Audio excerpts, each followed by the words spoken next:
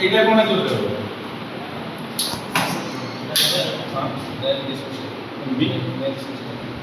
MCB MCB MCB মানে কোন ये सब सर्किट लेके এটা কোন হলে करंट में जो মানে अप डाउन होगा कि মানে कोई लॉस हो गया नहीं এটা কাড়ি দিলো সেটা কোন লগের কোন আমি খাই যাব না কাড়ি দাও আসলে এটা কোন হবে কোন शॉर्ट सर्किट है तो डायरेक्ट बैटरी भी फुट जाता है से जगह लोग फायदा ना फायदे की जति मझे गोटे शॉर्ट सर्किट है कि गोचा पड़ेगा सी ऑटोमेटिकली मीटर ड्रॉप हो আমরা লোক এটা ঠিক না বুঝলো ठीक নিয়ে লাগে এটা কোড আমরা হবো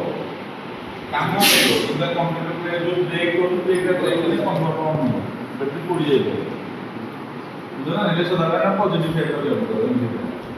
है ना আমি এটা দেখি না কম হবে ব্যাটারি দামে পাওয়ার নেই হলে কন্ট্রোলারে দুইটা কানেকশন আছে নেগেটিভ পজিটিভ